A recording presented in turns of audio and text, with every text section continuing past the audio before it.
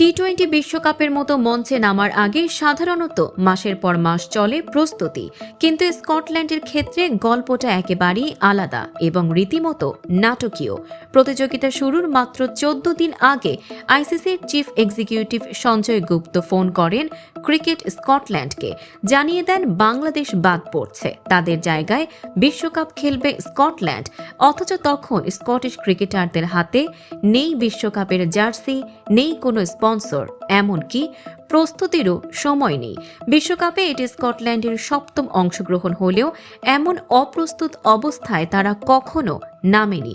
Cricket স্কটল্যান্ডের chief executive ট্রুটি লিন্ডব্লেড স্পষ্ট ভাষায় স্বীকার করেন, বিশ্বকাপ খেলার কোনো পরিকল্পনাই ছিল না তাদের। ফলে আলাদা জার্সি বানানো হয়নি, স্পন্সরও খোঁজা হয়নি। হাতে সময় মাত্র 1 সপ্তাহ। এই সময়ের মধ্যে জার্সি হবে কিনা, স্পন্সর মিলবে কিনা, সবই অনিশ্চিত। লিন্ডব্লেড বলেন, জার্সি পেলে সেটা হবে বোনাস, না পেলে সারা বছর যে জার্সি পরে খেলি সেটাই পরে বিশ্বকাপে নামতে হবে। তার কণ্ঠে চাপা অস্বস্তি, কারণ এভাবে কেউ বিশ্বকাপ খেলতে চায় না। নির্দিষ্ট বাছাই প্রক্রিয়ার বাইরে এসে বিশ্বকাপে নামা গর্বের নয়, বরং বিব্রতকর।